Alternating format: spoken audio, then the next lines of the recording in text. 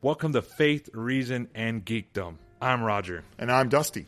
My brothers and sisters in Christ, join us every Thursday as we work out these three perspectives in our everyday faith.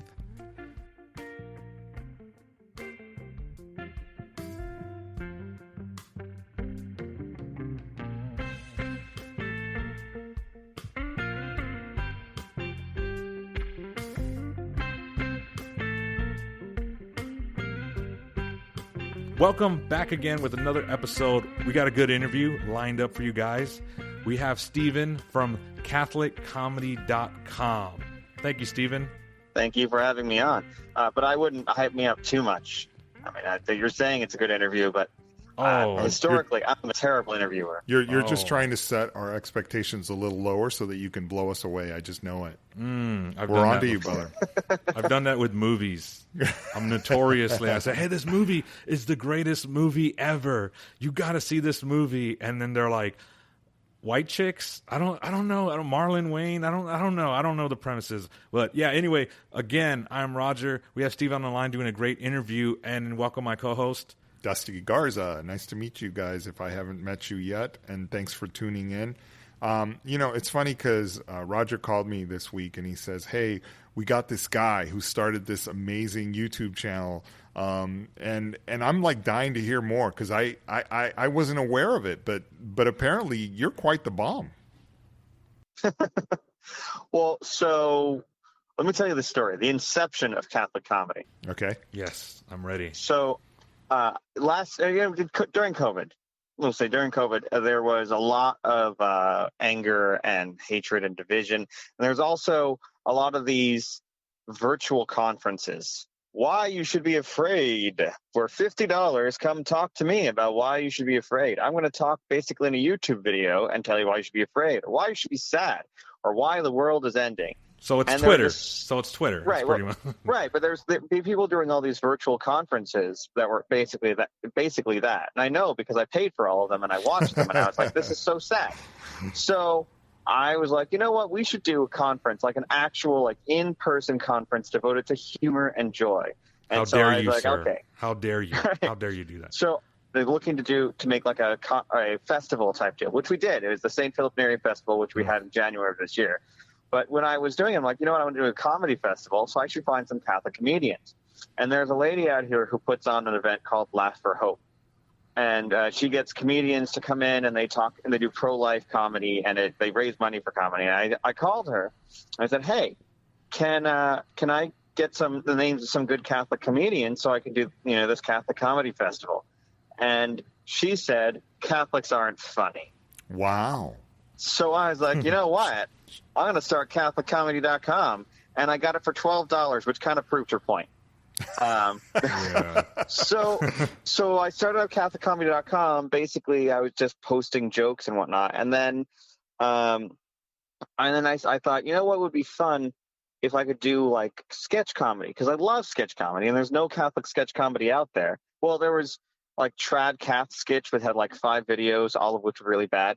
Not bad as in like evil, but bad as in not funny. And so I was like, you know what, I want to do that, but I also don't want to, do every time you do a video, if it's not professional quality, it's super cheap feeling. Yes. Right. Like you see, it's like, oh, it's some guy in his camera doing some things. Oh, hey, look, he's he's doing the thing, or it really is cheap and cheesy. I listen to a lot of comedy, and there's this comedy group called Mitchell and Webb. They're a comedy duo, and they're in England. They do a lot of risque humor at times too, but they do some really funny stuff. And they have a radio show that was sketch comedy. And I thought, you know what, I could do audio sketch comedy, because audio sketch comedy is just like talking at things and putting sound effects in the background. And that's really easy to do and really cheap. It's like podcasting, but instead of a podcast, it's making jokes non-visual. and non-visual, which actually it really helps when you're writing these types of non-visual jokes. Right, you have to be able to introduce things to the character or to the audience that they're not able to see. But there's no visual gag, and so there's some things that you can do with audio that you can't do visually. Like you can't have a surprise of like, oh, the person that's talking is actually a tortoise. You got to do Anyway. creative things, right? It makes you be more creative because you're like, okay, how can I set the tone for this skit? How can I do the punchline without visual? So it makes you Right. actually be creative, right? Yeah, it does. And you can also do things that you couldn't normally do. Like, if you have an angel in a sketch, you don't have to you show what the angel is. You don't have to have a person in a rope. They could be a horrifying creature. And there are terrifying looking in biblical, like, what is it? Hey, 7 heads and a lion and this. And they look very terrifying, the eyes. And yeah, so I don't want to see one in person. I get what you're saying. Right. Yeah. But you can do that, right? You can do all sorts of things. Just like in a story, you can describe like a written story. You can describe something, and you can surprise an audience with somebody like sitting in the background that wasn't there, that you didn't notice, that shows up, that you can't really do visually. Anyway, so I decided to do an audio sketch comedy thing. And so that's the YouTube channel, is my audio sketch comedy. It started off that I was just going to read jokes, just like a joke from a joke book, and put that up every day. Okay, that's what, because I got one. Look, the Virgin Mary, Saint Peter, and Judas walk into a bar, and then I'm not gonna get just no. What? But, Go on. But you go on. Yes. No, but it's funny because you say that was the beginning of CatholicComedy.com, but I think the beginning of CatholicComedy.com actually is like the beginning of you and comedy. Or You've got to your actually dad's have birth. some talent to be able to put up some of the episodes that I've been seeing, like Padre Pio basketball and the Indiana Jones. Indiana Jones and Our Lady, and I mean these are really great exorcism cheerleaders. Like you had to have. What are your roots in comedy? How did you decide that you wanted to pursue this for yourself? So my roots in comedy are old school comedy, right? So it's like Laurel and Hardy, the Marx Brothers. Wow, yeah. Yeah. I thought you said, so my roots are old school comedy. I'm talking about old school. I'm talking about like Seth Rogen. I'm talking about that. I'm talking about Mike Myers. That's how old school. Okay, that's real. Yeah, the Hardys. Yeah. Yeah. So the Laurel and Hardy and the Marx Brothers were what my father would put on when I was a kid. Those the things that he would watch and he would put on, because those are the things that his father was into. So he got into it as well. So that's kind of what I got into, and then and then you go a little bit further into the future, and you've got Zucker and Abrams. They did Airplane, and they did the Naked Gun series, and Scary Movie 3 and 4. Yeah, sure. So that type of like it's the weird and obscure and the very much like. Where were you growing up when you were watching all this? When you were sort of honing your craft? Honing my craft, that's quite the compliment. Is that a euphemism? I think that's a euphemism. Honing your craft. So I grew up. So I was born in New York, but I grew up mostly in Arizona, and I've been here for like almost 30 years now, and I'm only 35. So my mother has a New York sense of humor. My father he's a weird guy. He went kind of off the deep end about 10 years ago and ran off and left my mother behind and married a younger woman and all that type of stuff. Although the marriage is invalid, but blah blah blah blah blah. We'll get into that at another time. Anyway, so I have a kind of a mixed relationship with my father, and that I don't talk to him. But he did introduce me to comedy, and the comedy that I enjoy. So I got that. I thank him for that. I don't know about you guys, but I'm kind of a socially awkward person. Okay. That's hard to believe, but yes, okay, that's good. Most comics are, I find, right? Comics could do dark stuff. You've seen Robin Williams or Jim Carrey in his dark acting. I believe that. For me, what I found, the way for me to get over my social anxiety was to find a part to play within a social grouping, right? So you would go to a party, and then you'd be the person. You're like, okay, this person's not here. Like the joke teller is not here, so I am that person now. Right. And generally it would be the person who just knew random facts. But knowing random facts also brings up some really humorous things about humanity, because the randomness of humanity. And then I just also would just make jokes, and that's kind of what my friends would do. And we would watch really obscure comedy stuff that probably most of your listeners would never know of. But I was a huge fan of Red Dwarf. Never heard of, I can't say I've partaken. What is that? You were right. You were right. It's a British sci-fi comedy, that was in the 80s, 90s, and even up to today. They release still like a couple episodes every couple of years. On a network or on a streamer or what? BBC. BBC. Oh, okay. Well, there you go. Closest I know is Mr. Bean. That's the only English obscure comedy. Mr. Bean is as English as I get.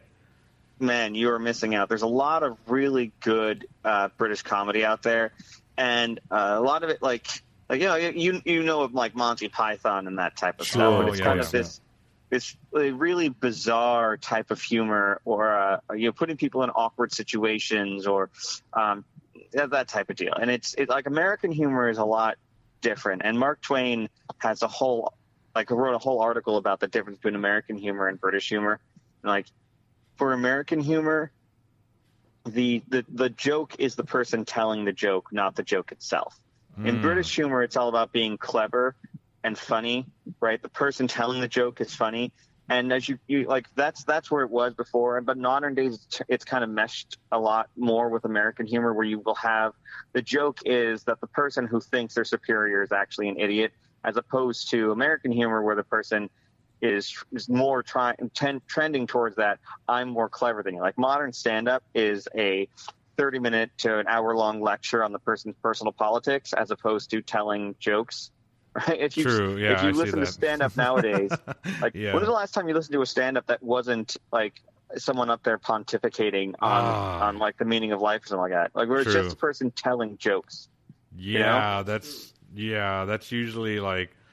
That's true. If you hear comic, it's usually political or their views, or like you said, pontificating and doing all that, telling them the world should be like this, and this is how I see it, and yeah. So that's very true that you say that. It's interesting. But I wanted to ask you too is while you're telling your background. So this is where you came from, very British, very old, obscure, and you're 35. I'm 35. So that's like wow. That's like we're not of that age, but yet you found something to hold on to. You found something back then, and you hold on to that type of humor, and you bring it now that you're 35. And I know we talked on the phone briefly. You said that you had a reversion around 30. Is that correct me if I'm wrong? So I mean the exact time frame it's all kind of a blur. Sure. You have kids? Yes, 5. Far too many. Far too many. There you go. That's a good Catholic joke. Like, you have 5? Oh, you must be really Catholic. I was like, oh, yes. Yes. You're really very Catholic. I have 8, but 6 of them are here. Oh, you beat me. But 6 of them are what? Are here, and 2 of them have entered into their final reward. Oh. I do actually have 2 as well that has entered. So, yeah. Okay, so I'm going to tell you, always count them. When somebody asks, put that number in there. It's important. It's important that we remember that they were full people with full souls. That's and true. We can't That's just beautiful. forget them. So in everything you do, always mention them. That is true. You know what? That's a good. I'm going to take that because I always say 5, but really it would be 7. So now 7. I feel like a horrible, horrible father. And thank you for that. Years not He's doing a horrible that. father. So thank you for shaming me. It's okay.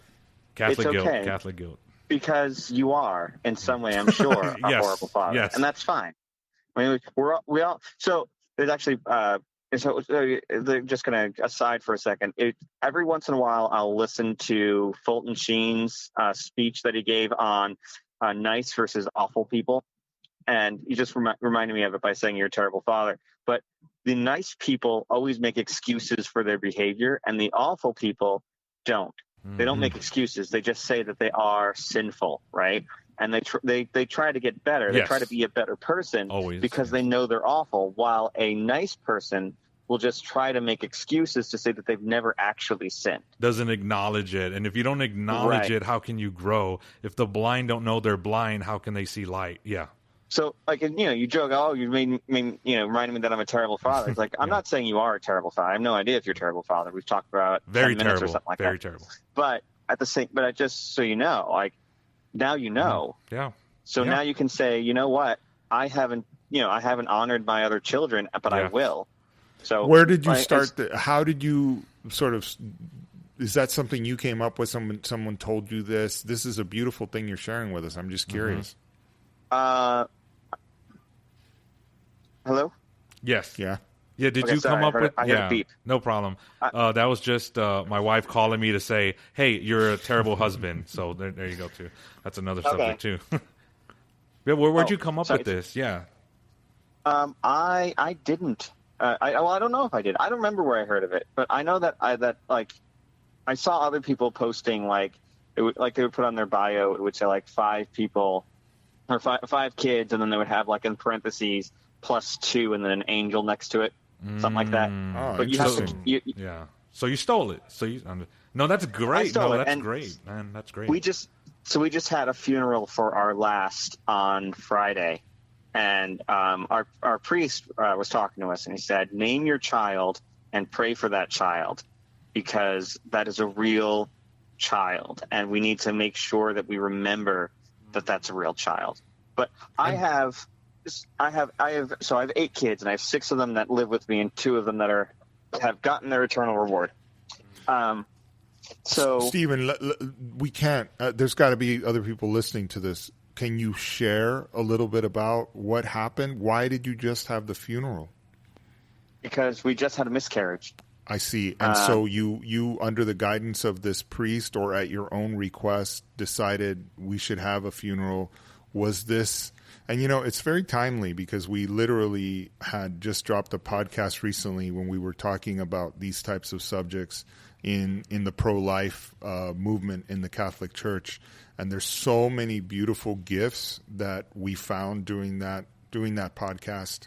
One of the things that Roger shared, as he has again today, was that he and his wife suffered a couple of miscarriages with their children as well, and how healing it was to go to a retreat. Retreat that the person who unknown to Roger, we had booked a guest, Rosemary Parks, who was the founder of a group called the Rachel Project, and the Rachel Project still to this day puts on retreats for couples who have suffered miscarriages. And it was just so beautiful to hear her talk about that, and then for Roger to thank her during the podcast and say, "Hey, I didn't know you were the person responsible for this." There is a movement. It seems to be one of the best kept secrets in the church, which is why I'm bringing this up. Really? Tell us a little bit, if you feel comfortable, about this process. How did this come about? What happened was my wife started to bleed while we were on a date night. And so she called up the OB, and we got in the next day. And the next day we had an ultrasound, and they said that it seemed like she was having a miscarriage. The baby was still in there, though. How far along? 5 weeks. Okay. So there wasn't a detectable heartbeat, but it was so small that you couldn't really detect a heartbeat. So they couldn't tell. But they said it was likely that the baby was being miscarried. So we went home, and we waited. And I put something out there saying, hey, you know what? Maybe, it's the week of the 500th or 400th anniversary of St. Philip Neri's feast day, his 400th feast day. Maybe we'll get a miracle. We're just going to hope and pray and put it out there and just ask everyone to pray. So maybe we'll get a miracle and this baby will survive. We didn't, but that's the way of things. You don't always get a miracle if you ask for one. Of course. So the baby passed, and we were able to collect the remains, and we brought it back to the OB, and the OB gave us a packet and instructions on how to contact the cemetery so that we could have a funeral. Queen of Peace or Queen of Heaven, I don't remember the name. I'm terrible with names. Anyway, it's Queen of Peace, I believe, cemetery. They have a whole lot dedicated to the unborn. Wow. That's great. That's great. Where in Arizona is this? It's in Mesa, Arizona. Okay, in Mesa. Wow, that's amazing that happens. I wonder how many other people. Yeah, we should have. We should more. look into that and find out. That's really interesting. Yeah. Okay, it's. I mean, on the one hand, it's beautiful that it exists. On the other hand, you walk through and it's sad. Yeah. Because every single plot is a child that the parents never really got to meet. Yeah. And so it's very sad. And you get a tiny coffin, and the OB puts the remains into the coffin, seals it up, and then you bury the remains. And so, the baby was 5 weeks, so we didn't get a gender or anything. We could have had DNA testing. We decided not to do DNA testing. We just decided to go with unknown gender is male. That's the old way of in the English language, what you would do if you didn't know the gender of someone you presume male. Interesting. So that's going to get me canceled, I'm sure, for saying it. But unknown gender, presumed male. So our first miscarriage, we didn't know anything about this. Our first miscarriage, so we never got the remains on our first miscarriage. We had nothing on our first miscarriage. But that baby is named Atlas. And it was a name I really liked, and I really wanted to name a child Atlas. And we hadn't converted, we hadn't reverted back yet. So, I know it's a pagan name, but I thought it was a cool name. And this latest one is Baby Bean. Baby Bean. That's cute. My condolences. I was going to ask for your baby's name, so we definitely can pray. Yeah, boy, we took a total right turn here on this podcast, but you know what? God works in mysterious ways, and we're actually learning something we wouldn't even have known about because of your sharing, Stephen. And I know it's a painful time, but thank you for being so open about it. And that's great. I was like, whoa. And not only that, but it shows that you wear this badge of your faith in doing what you're doing, and I'm very impressed by that. You went out and you asked for prayers, and you are not. It's a very personal thing for me because recently my mom passed away, and she was a woman of deep faith. And I think Roger, I don't even remember now if we talked about this on the podcast or not, but my mom spoke to me from beyond the grave through a person who knew her, and she shared a story about how her faith had been rocked at one point. And she wasn't proud of that moment. She says, I lost faith, and I kind of went off in my own direction. I was about 16 years old, and then eventually came back to our faith, and I'm very proud of our faith, and I believe in our faith even more.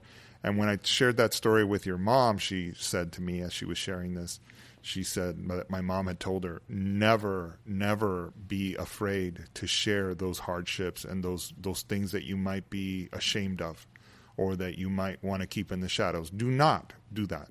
Do that, as a matter of fact, as a Catholic, so that you can inspire others.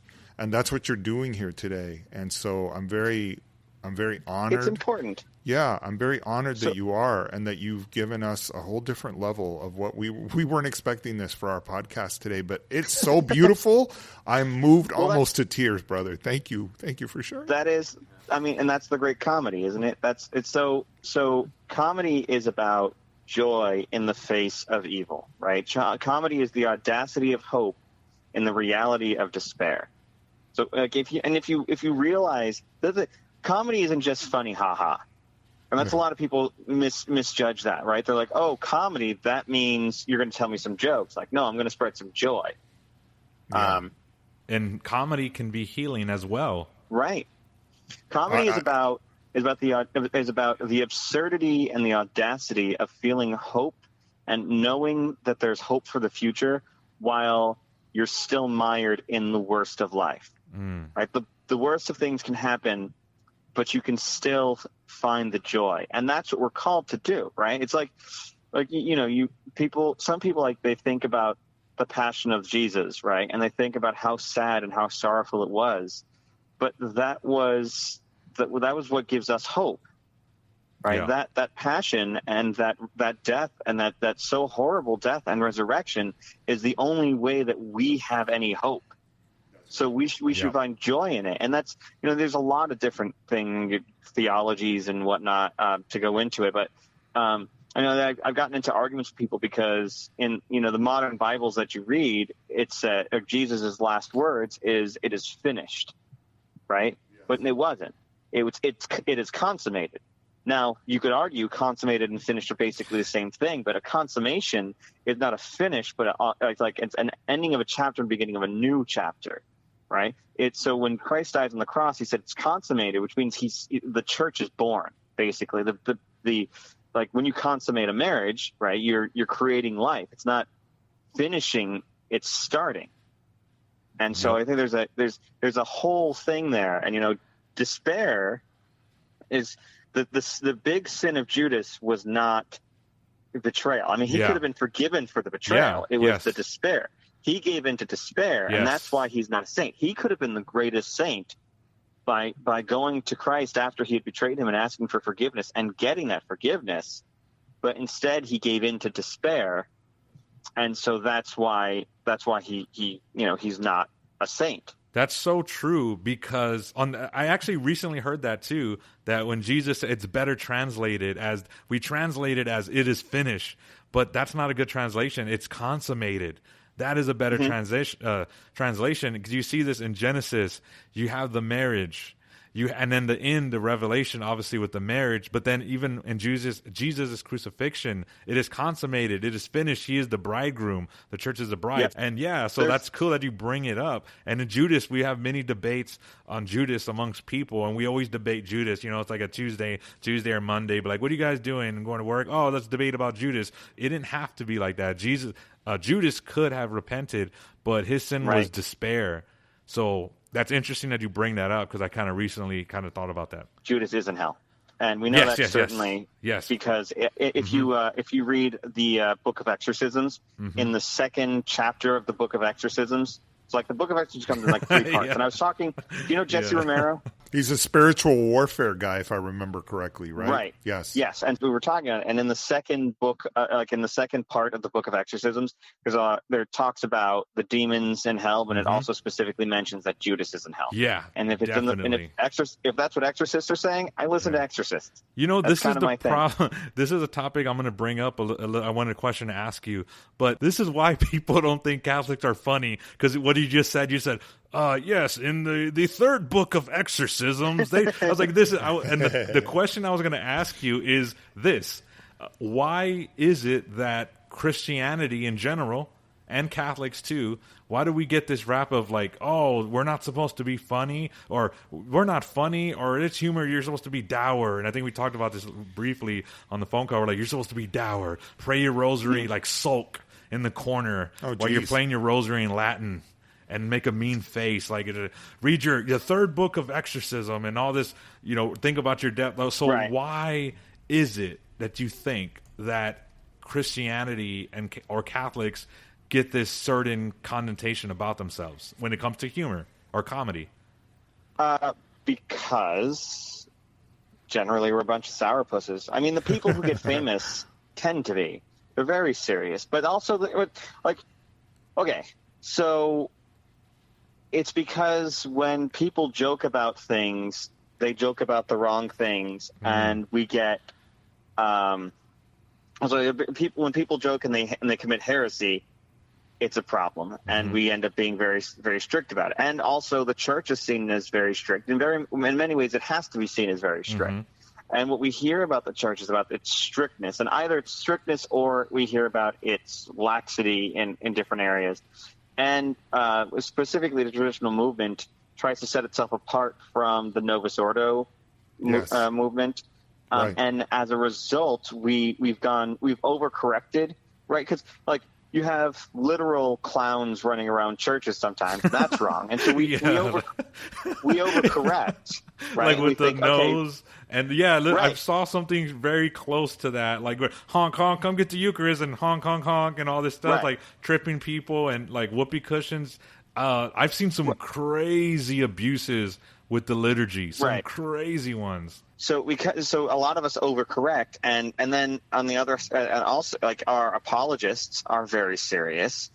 And we're not talking about joy as much, and we've lost a lot of that. Like you think about the saints were all filled with joy. I mean, there are some saints that are kind of, but you've got Saint Jerome. They're like, Jerome, smile. I am smiling, and he's just like looking. He's like, yeah, that's true. Faith is a serious matter, but so is humor. Humor is a very serious matter, right? Yes. Jesus laughed. He was human. He laughed. He is human still. I don't want to say any heresies, but Jesus laughed.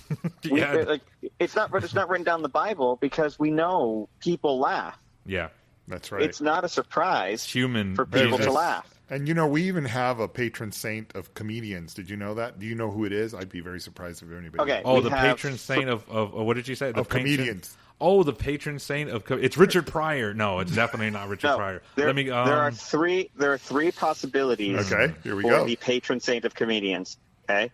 So there's Saint Jerome, who was it's not him right before he died. There's Saint Genesius, who was doing a comedy act when he converted, and then was martyred right afterwards. And then there's Saint Philip Neri.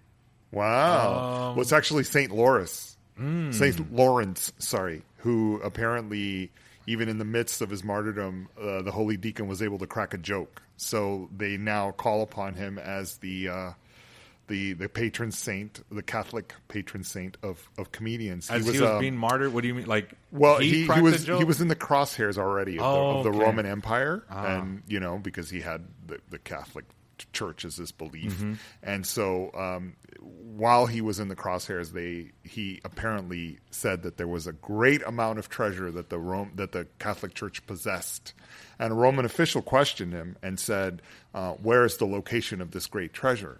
And he said, "Behold, in these poor persons the treasure which I promised to show you, to which I will add pearls and precious stones, those widows and consecrated virgins, which are also the church's crown." So this was, during a time of the Roman Empire, obviously. Sixtus II was in Rome. And so now, as a result of his clever response, which wasn't received all that well, as a matter of fact, he was basically tortured and put to death by being burned alive.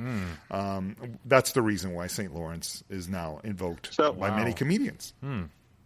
And it was St. Lawrence. No, it was. I'm sorry, I said the wrong name of it. But St. Lawrence, he was the one that was grilled alive, and the last thing he said was, "I'm done on this side. Turn me over." There you go. That's right. Yes, that's him. That's right. Because I remember that joke that I think I'm done on this side. There you go. That's exactly correct. I've heard that line. So yeah, St. Lawrence. I got the name wrong, but I know. But that was the story. The other one. So St. Genesius. Yes, tell us. Genesius of Rome. Right. He was a comedian, and so he was commissioned to create a farce based upon baptism. And so he went to like CCD classes or the equivalent at the time. And he so he learned about the faith so that he could make fun of it on stage. And so he's on stage editing a fake baptism by someone who's dressed like a priest, going to make fun of it. He gets baptized and he converts. Oh, wow. And then stands up after his baptism, and the emperor of Rome is in the audience and starts criticizing him about his treatment of Christians. And at first people laughing, but he keeps going, and then the emperor has him murdered. Well, killed. Basically. Was he taken away, or was he actually killed right there on the spot? Do we know? He was taken away, tortured, and killed. Well, yeah, of course he had to add the torture. Yes, and then Saint Philip Neri is the patron saint of humor, and he has probably the easiest of saints. He wasn't martyred at all, but he started the orators. So what he would do is he taught regular lay people, how to preach the faith and how to teach it using song and theater and things like that. Fascinating. I love it. And it's funny because not only is this your business, what you like, comedy, etc. You've actually studied all this stuff. Here's a question for you. Other than sort of the obvious, who are some of the best Catholic comedians out there? Well, they're really okay. So I'm going to say a couple names. Okay. Of actual comedians, Kevin James, hands down. Kevin James, wow. That's not one that I thought you would have said. Are we talking about Adam Sandler, Kevin James? Yeah. Yes. So watch his show, Kevin Can Wait, and it's very Catholic. Jim Gaffigan was one that I thought you were going to say. Oh, no. Okay, so Jim Gaffigan can be funny, but okay, so Jim Gaffigan, and I don't like Stephen Colbert. Boo. I'm just they all kind of had these political meltdowns over the last couple of years that kind of they push themselves more towards secularism than they do Catholicism, and the only one that really hasn't is Kevin James. Interesting. Yeah, you're right. He doesn't maintain an active online presence. He has a Twitter, but I think it's run by like a marketing person because it only talks. Run by a nun. In a cloistered nun runs it. So Kevin James, he hosts events for Father Ripperger. He's an altar server for Father Ripperger. Why do I know that name? Okay, Exorcist. I'm going to blank. Okay, yes, I've heard of him. I was about to say I'm going to blank. Like, why am I drawing a blank? He's like he's the exorcist for the United States. Basically, Wow, he's the famous one in the U.S. When you said Kevin James, I never would put Kevin James and exorcism in the same sentence. Now I'm never gonna look at Here Comes the Pain again. I'm never gonna look at those movies the same. Wow. So here comes the Pain. That's the one where he becomes an MMA fighter, right? Yes. Or Paul Blart. I'm never gonna look at that the same ever. Paul Blart, Paul Blart is an odd one of that, but that was an Adam Sandler movie that he was in. You know, well, I mean, Adam Sandler wasn't in it, but Adam Sandler production that he's just in those things. A lot of his movies, Adam Sandler produces a lot. They work together closely. I never would have thought that ever. Well, I don't know how many people think of somebody who left us a while ago who was one of my favorites, John Candy. He was actually quite a devout. I don't know a lot about John Candy. Yeah, he was obviously Buck. a comedic genius, Uncle Buck, that was only the beginning. Home Alone. But yeah, apparently, if you look it up, and I haven't in a while, you will find that he was, actually quite a devout Catholic. Yeah, he was from Chicago, right? Like I feel like Chicago. There's a lot of Catholics in there. I don't know why. I just feel like the Virgin Mary. The Virgin. I just feel like a lot of Catholics, right? Like, am I wrong? I feel like Catholics. He's actually from Canada originally. Because definitely not SCTV way back. Oh, I didn't know that. Then he started doing more movies. Oh, because his movies a lot of them are in Chicago. I think. Yeah, that's right. That's right. Planes, Trains, and Automobiles, and he had a connection with a lot of the same people from Chicago that would do movies.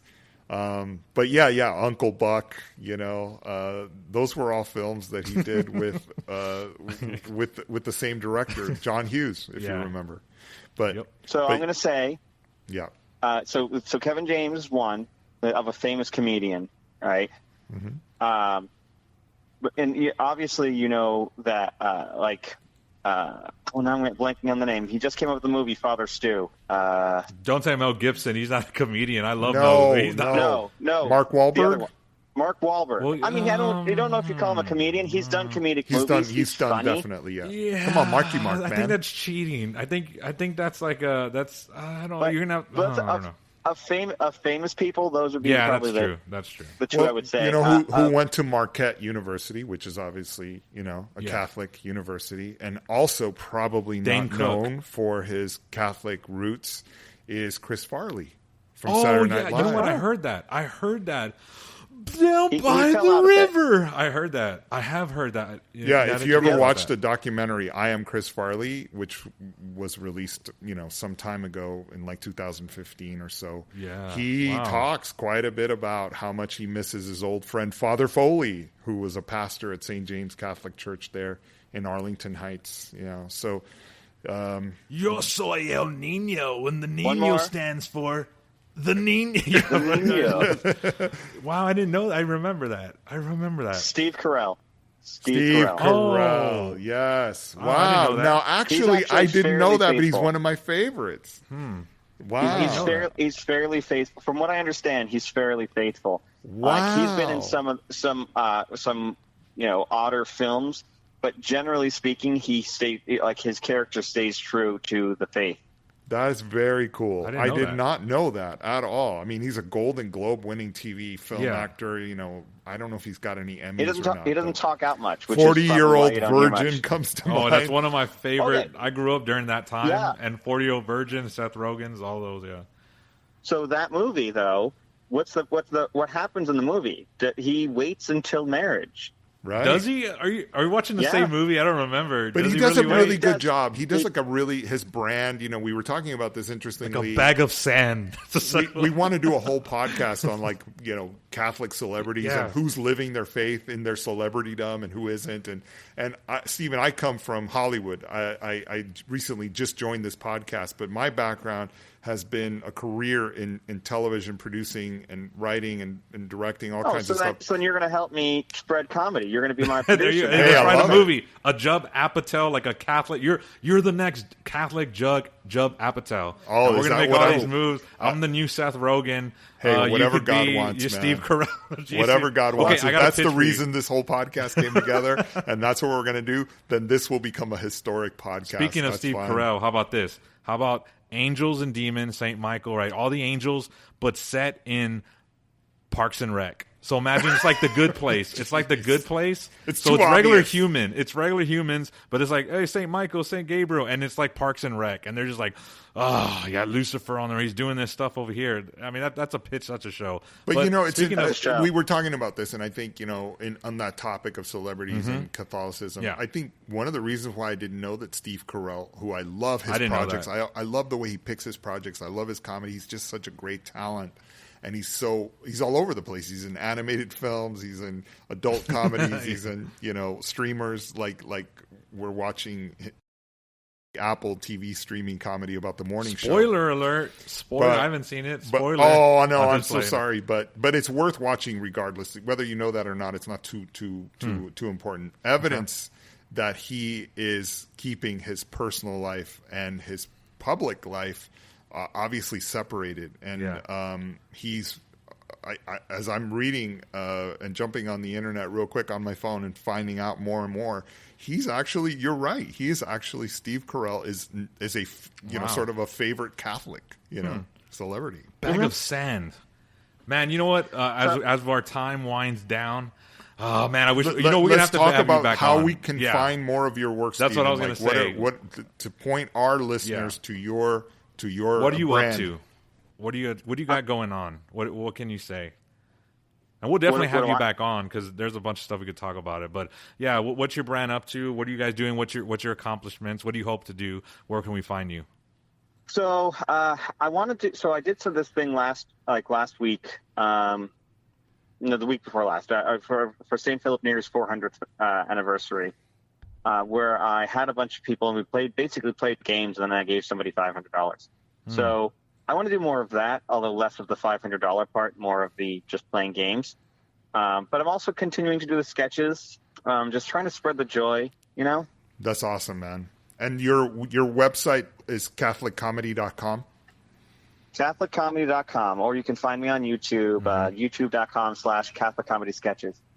And I can't wait to hear some of these. I have not, I'll be honest and say I have not heard some of them, but as I'm looking through your titles that are on the website, I'm cracking up already. So I've heard I the love ghost one, what is it, like a ghost realtor, and then the Indiana Jones it's haunted, one. Yeah, haunted, there you go. Haunted real estate. It's haunted real estate. Yeah. It's so haunted real estate, and haunted real estate 3 is so I've got a silent partner who won't reveal his name on this, but he does. I call him Miles, although that's not his real name. He does the other voice. So when you hear two male voices, one is me, one is him. Awesome. And his favorite is the haunted real estate 3. My favorite is Laughbot. Wow. So that one, I Laughbot didn't hear that one. That one's probably my favorite. And I mean, I've done a couple of these like banter ones back and forth, and those are just easier to write. Yeah. So we got a lot of those. They're like I call it Steven and Miles because I'm Steven, he is Miles, and so like it's back and forth type stuff. Now you started this like back in 2021 or so? Yeah, back in 2021. Okay. So we do one a week generally. For St. Philip Neri's Feast Week, we did 5. Wow. And did you drop them all at the same time, or do you wait like to drop one a day? One a day. Okay. We did one a day on that week, and then usually it's every week on Monday morning is when they usually premiere. I've been out for the last few weeks. We had this kind of burnt from doing 5 of them in a row. Plus, we had the miscarriage and the funeral and all that stuff. So it's been kind of a rough go. Yeah.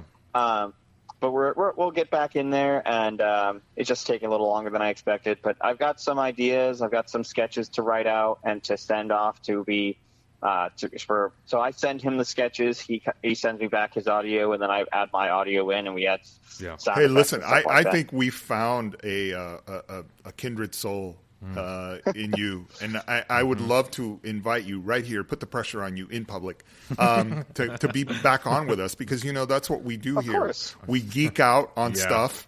We talk about Fandom of social comedy. So great, issues yeah. and news items and heavy stuff like we just talked about right now. Yeah.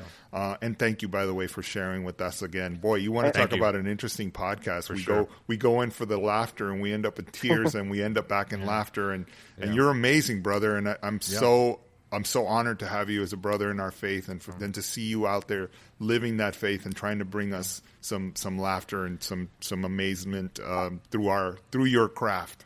Yeah, man. Thank you for being on the podcast, man. Everyone go check out Catholic Comedy. And I do see you had the Catholic Man Show podcast, so now you're going to have Faith, Reason, and Geekdom at the next festival. So they're up. You already said it. Too late. All right, bye, everybody. Let's go. Let's get off the phone. Let's get off before we give him a chance to say no.